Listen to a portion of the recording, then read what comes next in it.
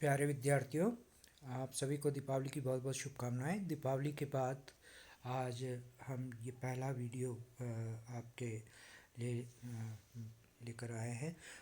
अ, आज हम बात करेंगे मौलिक अधिकारों के बारे में।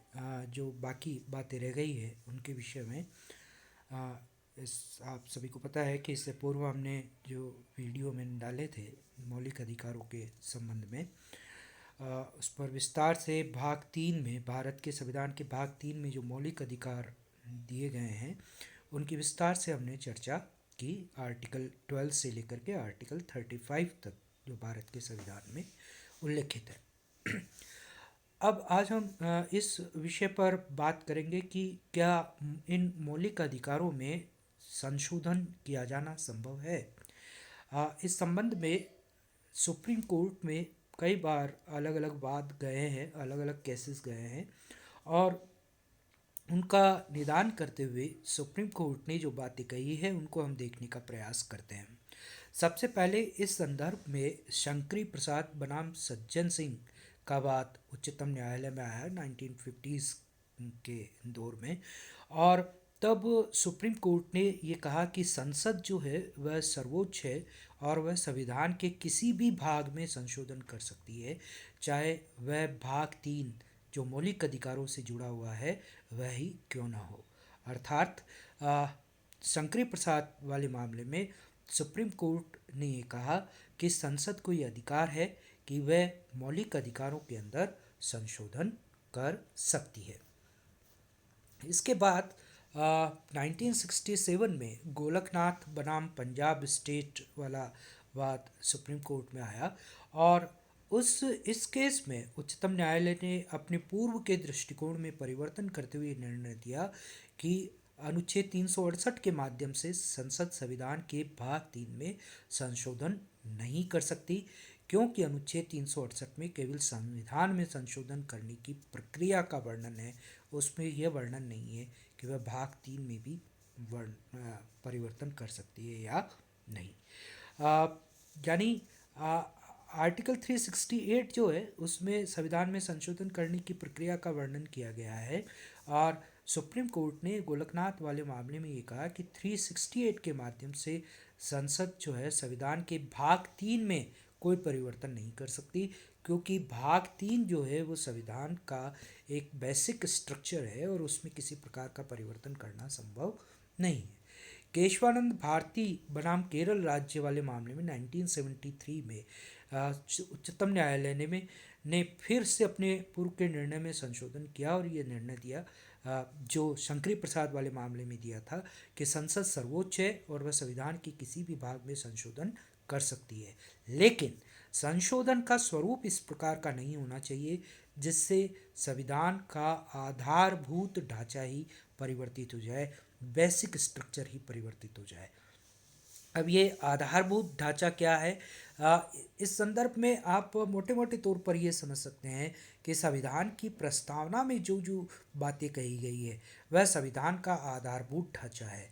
जो हमारी मूलभूत शासन प्रणाली है वह हमारा आधारभूत ढांचा है, और सुप्रीम कोर्ट ने केशवानंद वाले मामले में ये कहा कि संसद को संविधान के किसी भी भाग में परिवर्तन का अधिकार है। भाग 3 जो मौलिक अधिकार से जुड़ा हुआ है उसमें भी वह संशोधन कर सकती है, लेकिन वो संशोधन ऐसा नहीं होना चाहिए जिससे संविधान का, हमारी शासन प्रणाली का जो मूलभूत ढांचा है, मूलभूत ढांचा जैसे हमारा सेकुलरिज्म का सिद्धांत है, हमारा हमारा जो है संविधान में लिखा हुआ या संघीय ढांचा है, संसदीय शासन प्रणाली है, ये जो हमारे मूलभूत सिद्धांत है उनमें कोई परिवर्तन नहीं होना चाहिए।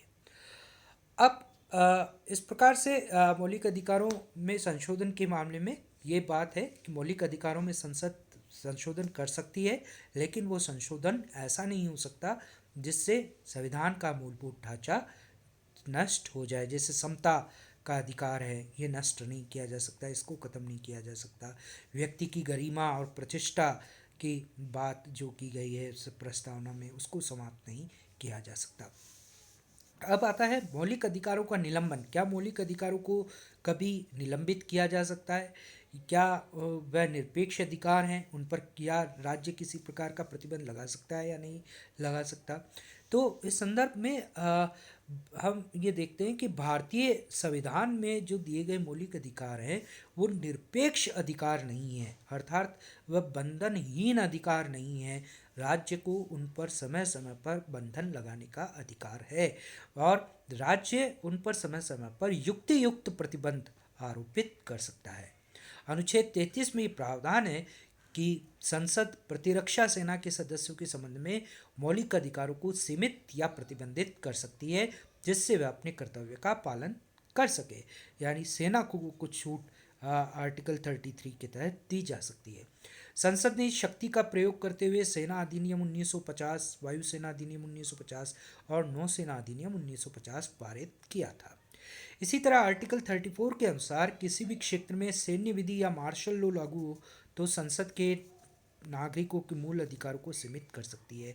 इसी तरह अगर इमरजेंसी, जो आर्टिकल 352, 356 और आर्टिकल 360, ये तीन आर्टिकल संविधान में हैं जिनके अंतर्गत राष्ट्रपति को जो है आपातकाल लगाने की अनुमति है।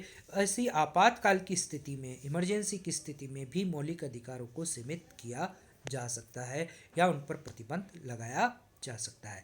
राष्ट्रहित में भी इन्हें निलंबित किया जा सकता है। न्यायालय की अवमानना, विदेशी राज्यों के साथ मैत्रीपूर्ण संबंध, राष्ट्र की एकता और अखंडता आदि के संबंध में भी मूल अधिकारों को निलंबित किया जा सकता है, स्थगित किया जा सकता है।